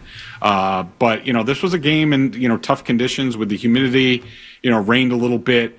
The Patriots were going to have to rotate a lot more than they normally do. And yeah, Elijah Ponder coming out of nowhere to get a sack against Tristan Wirfs. I didn't think that was remotely possible on any planet, let alone this one. And so, yeah, I think they stepped up. The key 4th and 3 play, Patriots, dialed up some pressures. They went all out blitz on that. It worked out. It was definitely a risk, but I thought they had some, really good calls from Zach Kerr in key spots that sort of accentuated the pass rush. The Bucs were already shorthanded on the offensive line. They lost their starting left guard, and I think he's a backup, one drive into the game. Michael Jordan had to play. Yeah. Yeah, expatriate Michael Jordan out there who is not good. But I thought the pass rush was pretty good. And I thought a big key was, I was surprised to look on the stat sheet after the game. Baker Mayfield didn't have one rush in the game. I thought that was a key to make him a pocket quarterback for the most part in this game. I thought that they did a really good job with that. So Patrick Mahomes on a bye this week, coming off of that loss to the Bills and Josh Allen. Josh Allen today laid an egg in Miami, a pick, a fumble. They lost bad to the Dolphins, 30-30, whatever it was. They've got Baker Mayfield down in Tampa, who Drake May just went down and beat. Mayfield played well, but May got the win. And Matt Stafford currently doing his thing for the Rams. I guess you could say Stafford's looming. But with all that being said, Greg, is Drake May right now the MVP favorite in your estimation? I would say no. He's certainly a contender. Today he had it was a nice showcase game, and he certainly had a handful of special plays. No question about that. He did complete 51.6% of his passes and threw an interception that almost cost his team the game. But it's not so much about Drake, because he's going to be there. I think I don't know if you saw, Burt Breer pulled, I think it was 42 personnel people around the league. Drake May got one vote. It was pretty spread out. Matthew Stafford got one. Why? Got one. Morons. I don't know, but it was Matthew Stafford got 13, and then Josh Allen, who you mentioned, got eliminated for now today. Jonathan Taylor, Baker, who probably got eliminated today. Herbert with 3, but he's not going to be there. And then Mahomes with 3. I look at it this way. First of all, we all know it's a full regular season award. To this point, he's certainly in the handful of guys that you would consider. I would probably go Stafford, Mahomes, and then something, with May, right after that at this point in time. He's still going to have to take care of business, with Josh Allen, because, if Josh Allen wins out and they end up winning the AFC East, which I don't have very much confidence in right now with the state of the Bills, but it could happen. And Drake's going to have 2 very big showcase games, the Bills and the Ravens back-to-back, to state his case. And I think Allen, I think, after the Patriots, maybe it's Stafford. I think Stafford has the Eagles towards the end of the year, second to last game, another big sort of showcase game. So a lot to be sorted out, but Drake May certainly put himself in good position. Greg, just any update on Christian Barmore? It was reported as a back. Mike Vrabel was holding his hand on the field. It looked like a scary situation. Well, he came back in after that. Really? I was scared about that because I was so now it's a short week. Who plays? Who doesn't? Booty, Ramondre. Glad to hear that Barmore is back though. Yeah, even though somebody did tell me that maybe he went out, but that maybe he wasn't out there on the final drive. I'm not sure. I know he did. The next series after he went down, he was out there. That seemed to happen all day. Marcus Jones goes out, he comes back. Jalen Hawkins goes out, he comes back. I mean, it just kept happening over and over again for the Patriots, which is great for them. I would doubt. Well, maybe with the injury situation with Terrell Jennings, does that make it more likely that maybe Ramondre does come back this week with the 10-day layoff after? It could very well be. I wouldn't expect to see Booty this week. I would just let him rest. What's really the point against this Jets team? And, like I said, the only apparent serious injury today was Terrell Jennings. And, we know he's just a depth piece. That's it. That's it for me. I was, hey, this was a great win, Greg. I'm glad you were there to see it because it was back and forth early. There was a lot going on there. But the fourth down stuff, I'm trying to do math over here with Mark all day long, and I still can't figure it out. Any concern, Greg, about the Jets? Division opponent, short week. You never know. Yeah, there's always a certain level of concern with a divisional opponent, but losing two of their best players at the trade deadline doesn't increase the chances. But I will say this. I thought this game coming in, even with the current state of the Bucs, which we have to state, because they don't have Evans and Bucky Irving and Chris Godwin and especially offensively, they don't have Hassan Reddick on defense.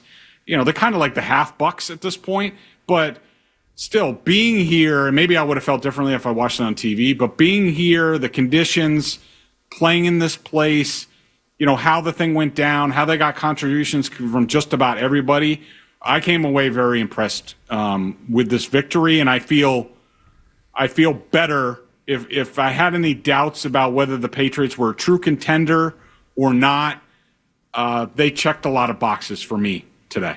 Yeah, definitely a big boy win with the big boy. Greg Bedard joining us here on the Patriots Postgame Show. Greg, thanks as always. Great stuff, and we will talk to you Tuesday with Felger and Mass. Thanks, Greg. Sounds good. Thanks, guys. All right, we're going to get a headlines from Joe Murray here on the the Shaw's and Star Market Patriots Postgame Show. But first, let's pause 10 seconds for station identification on the Safety Insurance 98.5, the Sports Hub Patriots Radio Network.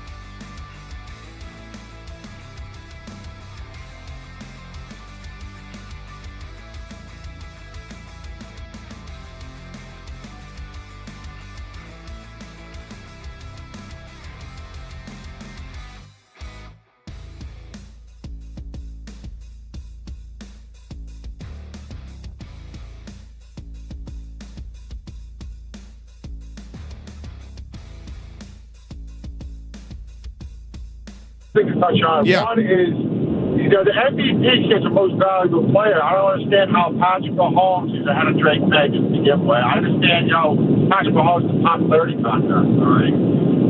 He's playing a lot better. I'm a long-time Patriots fan. I'm young. I'm only 27. So I don't remember the last time the Patriots actually started off 82. When was the last time? You guys tell me? And the second thing is, I have a buddy who's a Tampa Bay fan. At the beginning of the game, I called him up and I told him the game's going to end 21-16. The Patriots going to win by 5. I was wrong about the score, but it was close enough that they won by 5. Cool. He was wrong about the score, but they did. It was close enough. Yeah, I don't know what happened. Patriots were underdogs today, in case anybody knew. They were 2.5-point underdogs on the road. I took them +6 after that first Tampa touchdown. There you go. So therefore, you covered by 11 points, Joe Math. Yep. They've won 7 in a row. They're 5-0 on the road. Like, they come back home this week to play the Jets, and then they get Cincinnati. Like, they have some time right now to give guys rest, work guys in. They're in a really, really good spot right now, the Patriots. 617-779-0985. We'll go around the NFL around 6:35. Mark Dondero, Joe Murray on the Shaw's and Star Market Patriots postgame show on the Safety Insurance 98.5 The Sports Hub, Patriots Radio Network. When it's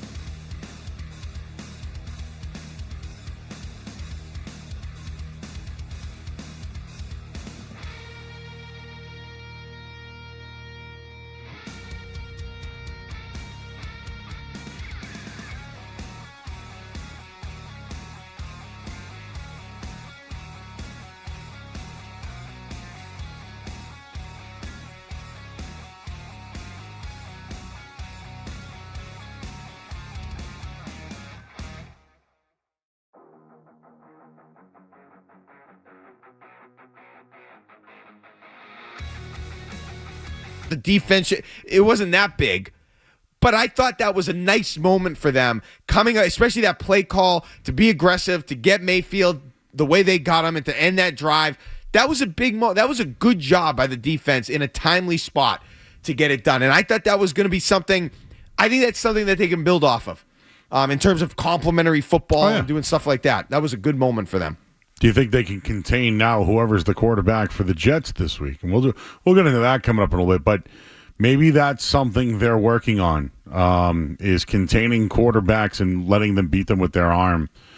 But this is back-to-back weeks. Like last week, Penix, they obviously scored before the half, but Patriots had a good third quarter and it kind of fell apart there. But defensively, no, I think from last week to this week, I think it's an improvement for their defense.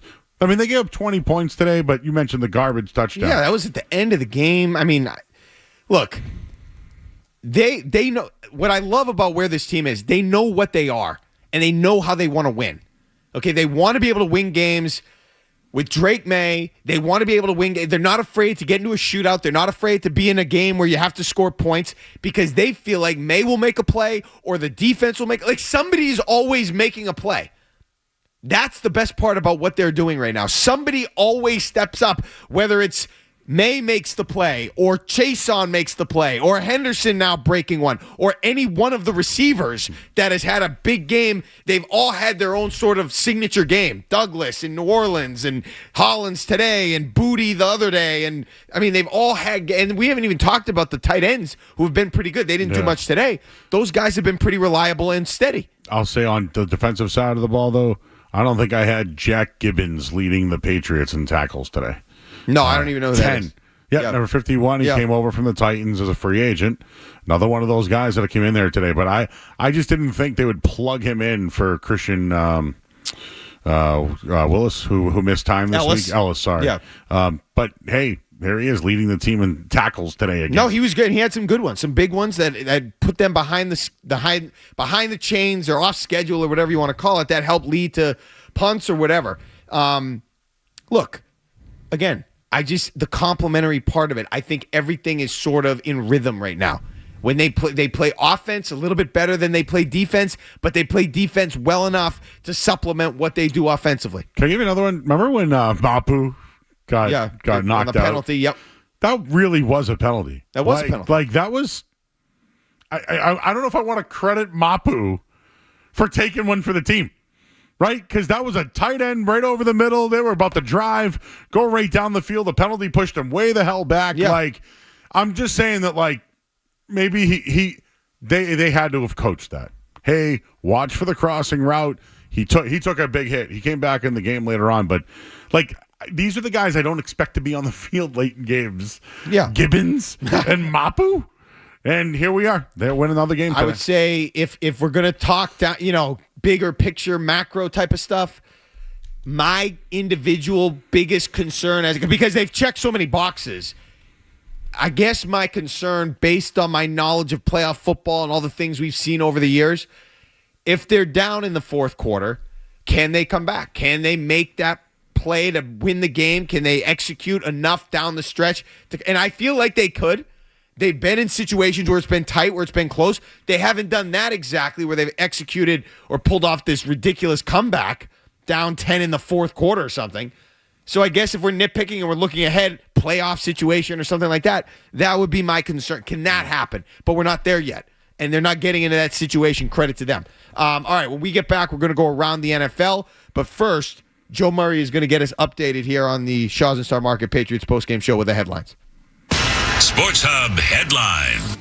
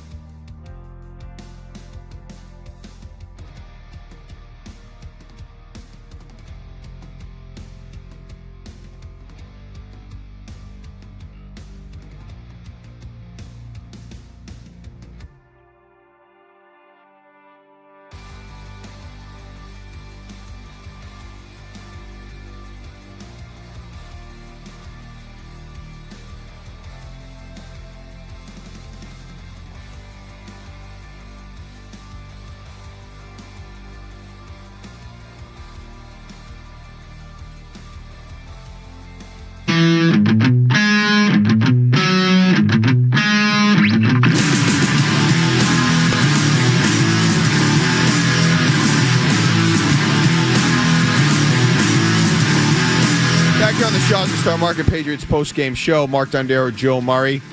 It's like this every weekend, but another crazy day in the NFL. And it started this morning with the Falcons and Colts across the pond. And then they give it to Jonathan Taylor. Steps back inside, and he takes it to the end zone for the touchdown. The man who has carried the Colts all afternoon in Berlin gets the game-winning score to make it 31-25, and Indianapolis are cantering out of this kingdom with a victory. Sound courtesy of Westwood One Radio. Jonathan Taylor. He's dominant, and he helped the Colts get another win today. 244 yards and 3 touchdowns. Keep them in the 1 seed in the AFC. MVP candidate? Yeah. I know the running backs, they get a bad rap. He should be right there, not win it. Shouldn't win it. It's a good team. They got a good team. They got, defense and the line and all this, so he shouldn't win it, but he should be right there. Just want to mention Drake London and the loss. Yeah. It's a monster game. He's had 2 monster games. 4 touchdowns last 2 games. But still not good enough for the Falcons. Ravens and Vikings today, and it feels like the Ravens made another statement. McCarthy takes the snap. Looking to the right, steps up, pocket collapsing. Now he scrambles to the left. Pirouettes back to the right. Sets his feet. 12 seconds left in the game. McCarthy throws back across his body. It is incomplete. And with 9 seconds, this time it'll stick. The Hayes in the barn. You heard it on the WBAL, WIYY Ravens Game Day Network, Baltimore Downs, Minnesota, 27-19. It feels like since Lamar Jackson came back, the defense also at the same time sort of figured it out, and they look a little dangerous now, Joe. Yep. That whole division, right? I mean, we'll see the Steelers later on tonight. If they lose to the Chargers, this thing's wide open. I think the Ravens are going to be a player. I mean, Jackson, obviously dynamic, but they know what they're doing. I feel like they're going to get back in the mix here. You will not see me say that about the Jacksonville Jaguars, who played the Texans today in Houston. 7 seconds to go. Here's the snap to Trevor Lawrence. Backing up, stepping up. Lawrence tripped up. The ball is out. The Texans have it. Across the 20, 15, 10, 5. Touchdown, Houston, Rankins. Game over. The Texans win it! Houston comes all the way back to defeat the Jaguars. The Texans have changed their season around. As heard on Texans radio on Sports Radio 610. I hate the Jaguars based on the way they've played this year. They just get out of my face. Trevor Lawrence, awful. I think at one point in this game, or in the fourth quarter, the Jaguars were outscored 26-0, found a way to lose the game. Get out. Yeah, they led by 19 points in the fourth quarter. They were 53-0 when leading by 19 or more. They're the only current NFL franchise that won every game, went up that much. So that happened today. And how about Davis Mills? C.J. Stroud out. Yeah, Davis Mills. It Mills. wasn't even Stroud. It was Mills. So that's a tough day for Kendra. I don't know how do you explain that. And they're going to Orlando next year to play. That should be fun. Browns and Jets. Another game. Another entertaining one here. All-out blitz coming. Fields looks right. Swing pass right. Caught on the screen. Breece Hall runs right to the 35. Down inside the 20 to the 15. 10, 5. That's a Jet touchdown. An all-out blitz, and Justin Fields burns the Browns defense. Perfectly executed screen to Breece Hall, and the Jets have the lead back. That was Q104.3 and the New York Jets radio network. Jets with a little bit of momentum as they get set for Thursday Night Football in New England. Breece Hall, who didn't he request a trade after everybody else, and then he had the big play there. Jets win over the Browns 24-17. So much for the best defense in football for Cleveland, huh? And by the way, the Jets had a special teams touchdown as well. Justin Fields has gone into New England and beat them on national television before. Can he do it again next week? Check that. It was 27-20 Jets over the Browns. We'll see. Should be interesting. Can't wait to talk about it.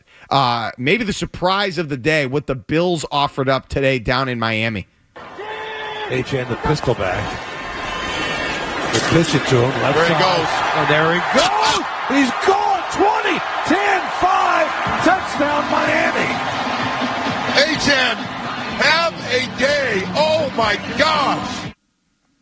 courtesy of the WBGGWINZ Miami Dolphins radio network. Just an inexcusable day for Josh Allen and the Buffalo Bills. A guy that was Allen in the MVP, the heat of the MVP discussion with Buffalo trying to stay afloat, not afloat, but try to stay in the mix in the AFC for the top seed. And you go down to Miami, a team that you've really owned, and do that and not score for 3.5 quarters and get shut out. Just a disgusting effort by Buffalo today in a loss. And now Drake May is the leader in terms of odds for MVP. Oh, yeah. And listen, Buffalo, I think, I don't know what to tell you about them today. That's great analysis. I don't know what to tell you, but they were interested in Jalen Waddle at the trade deadline. They wanted to give up a 2027 first-round pick. They wanted a 2026. That's why the deal didn't happen. That's a tough deal to make in division, though. That would have been a perfect addition for Buffalo. But after something like that, I'm not sure they have. I mean, I don't think the team and the leadership is there. It just feels like they're just relying on some magic from Josh Allen, and that's it. They got to get more out of James Cook. And I blame the coaching staff. Yeah. And McDermott's probably on the hot seat. I thought McDaniels was, but I still think he gets fired anyways. I mean, McDermott, he's been on the – is that a – so we're not having this conversation now, but now that the North Carolina Tar Heels have won a couple games – by the end of the season, if Bill can get his swagger back, I always said that Buffalo was the spot. Well, there are rumors today that Brian Daboll may be fired. Nothing official yet, but it sounds like the Giants aren't happy with their loss today to the Bears. A big win for the Bears. We didn't feature that game, but the Bears trying to keep their playoff hopes alive. They were down in that game. They came back. They beat the Giants. Jackson Dart went out of that game, I think, with a concussion. Look, I just think it's – May, to me, Joe, should be the MVP right here and now. When I just outlined what I outlined to Greg, Mahomes lost to Allen. Allen just, had the bad performance today and lost to May earlier in the season. May just went down and beat Baker Mayfield on his own turf. And now you got Matt Stafford, who's had a nice year. By the way, the Rams, they're going to have, we talked about the Patriots being tested with the Ravens and the Bills coming up. The Rams are going to have some tests themselves. I think they might have 2 games left with Seattle. Okay, they've got another game. Here it is right here. They've got the Bucs, Seattle, and then the Bucs in the next 2 weeks. They've got another game at Seattle, and they've got the Lions at home. I mean, they've got some tough teams they're going to be playing. So we'll see what Matt Stafford puts together down the stretch. But as of right now, I think you got to go with May for what he's done with this team. And I think, this is like another perspective on it, but just the visuals, Joe, the Heisman moment, so to speak. Matt Stafford is nice, but Drake May has just been so much more dynamic, even though some of the stats do favor Stafford. If the Patriots end up with a better record or the 1 seed, I think you've got to go with May, especially based on the way that we expected them to play this year, which wasn't at this level. I mean, the betting experts are telling you it's Drake May. So right. For all the other experts that are out there, I don't know what they're watching. I will say this, though. Rams are up 28-20 right now, 11 minutes to go in the fourth. They are threatening, but the 49ers are battling back. They were down 21-0. It's now 28-20. Rams in this one as they're in the red zone, but 10 minutes to go now in that game. Rams will improve to 7-2 with a win. Matt Stafford, 3 touchdowns, 250 yards on the day. Yeah, he's doing it. And he's got the structure, the infrastructure. He's got the coaching. It's a good team. He's a good quarterback. But Drake May, I think, has just been more dynamic, and he's just been a little bit more important to the team. I know that's, People thought the Rams would be here. Nobody thought the Patriots would. They've been in the playoffs. They should have. I thought they were going to. There was a moment, Joe, last January. I thought they were going to beat Philadelphia in the snow. That's right. Yep. They were right there to win that game. They were my Super Bowl pick last year. Wow. They lost to the Eagles. And I know Nakua has been out. He's had the injury. Big catches today, too. He's back. Yeah, he's back, and that's a legit, true number 1 in his prime. As good as Stephon Diggs has been, he's not that guy. Not now. Okay. What about tonight? Steelers, Chargers. You got anything for me? Betting wise? Yeah, no, just in general. I think the Steelers are frauds. So do I. And people will tell you that maybe the Chargers are too. Give me Harbaugh and Herbert at home. 100%. And the Steelers, though, looked better with Kyle Duggar last week at safety. They've just been decimated, the Chargers, on the offensive line, and it concerns me. How many hits? Oh, they lost Slater and Joe Alt. Yeah. Yeah, those are two of their best guys. Like, they're tackles. That hurts. If you know me, I'm a big Harbaugh supporter. I love what he brings to a team. Usually his quarterbacks, despite being sort of a run-the-ball defensive guy, his quarterbacks played pretty well. Herbert, I thought, was going to have a big year this year. It's not quite as big as I thought, but I'll buy in on them any day over Aaron Rodgers. And I know the Steelers have done well. I'm not an Aaron Rodgers anything. So I'll take the Chargers despite the fact that they've had the injuries. All right. If you want one more chance to chime in, 617-779-0985. Mark Dondero, Joe Murray on the Shaw's and Star Market Patriots postgame show on the Safety Insurance 98.5, the Sports Hub Patriots Radio Network.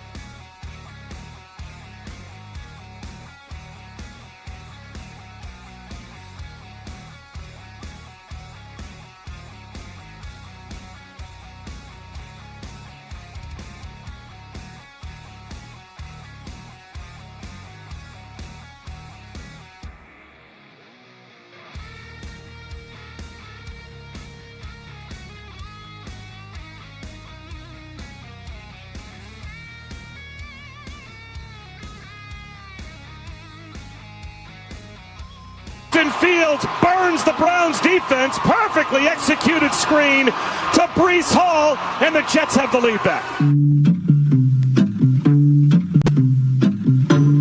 All right, back here on the Shaws and Star Market Patriots postgame show. Mark, Joe, Jets coming to town. Jets winners of how many in a row, Joe? 2. 2 in a row after the fire sale. Jets winning games. And a concern for you a little bit. A little bit. No. Okay. The only thing that gets me is that they're coming off a road win, emotional. Short week against a team that's won 2 in a row. Justin Fields threw for 54 yards today. They won. Breece Hall rushed for 83. I feel good about the Patriots stopping the run. But I will say this. Remember that Chicago game years ago, Monday Night Football? Justin Fields came in. This was the Zappy game, remember? Yeah, that was, oh, man. That was a tough night. Yeah, he can do it. He's done it before. You have to respect that. But overall, this is a Breece Hall, Justin Fields, and I don't know, Garrett Wilson. Garrett Wilson had 3 targets today, no catches. There's not a lot. I don't know how you defend him. I guess just throw him out there and see what you got. But be healthy. I probably wouldn't play Booty. I mean, Ramondre, maybe you need him if Jennings is done. But I believe the Patriots are 10.5-point favorites. And so just to give you one more on that. Yeah. Just remember, last week, the Raiders went into Denver. Denver was 10-point favorites. Game came down to the final possession, and Denver won. So it's the same scenario, divisional game. The Patriots aren't on a look-ahead with Cincinnati, though. Last week, Denver was with the Chiefs. I just don't know how you concoct a way to, if you're the Jets, beat the Patriots. If I was sitting here trying to convince you that they were going to beat the Patriots or find a way to keep, I just don't know how. Justin Fields not throwing for more than 60 yards. Breece Hall, they haven't given up big rushing days all year. I just don't know how they do it. I don't know how it's going to happen. Obviously, a division game, short week, anything's possible. It's the NFL. I think they would have to totally flummox Drake May. And I'll give you the secret word, the word that you know that would, keep it turnovers. If they can find a way to, create some turnovers, fumble, something weird happens, that's what's been the undoing, complete undoing for the Patriots, if you want to call it that. Even today, they threw that pick, and the game right there was there to lose. The defense came up and rose up and made the play, but it was there to lose. I just don't know how the Jets are going to find enough plays to get it done. I know how we find plays to get this show done, especially when you talk about our crew in Tampa Bay, producer Mark Capello, engineer Dennis Knudsen, sideline techs Tyler Knudsen and Mike Perry, and our guys here in Waltham, intern Luke Arnpriester, studio technician Kevin Majori, and executive producer Jeremy Connolly. Pepsi, the official soft drink of the Patriots, has teamed with Shaws and Star Market for sacking hunger. Today, the Patriots recorded 2 sacks, and that's another $2,000 donated by the Shaws and Star Market Nourishing Neighbors Foundation to the Boys and Girls Club of Boston to help end hunger. Another huge win for the Patriots today. Their 7th in a row, 28-23, the final from Tampa. We'll be back at it Thursday night. Patriots, Jets from Gillette Stadium right here on 98.5 The Sports Hub. And we'll be back, Joey, after the game. Oh, late night, baby. We'll be a late night. It'll be till about 2 a.m. here on the post-game show. For Joe Murray, I'm Mark Dondero. This is the Shaws and Star Market Patriots post-game show on the Safety Insurance 98.5 The Sports Hub Patriots Radio Network.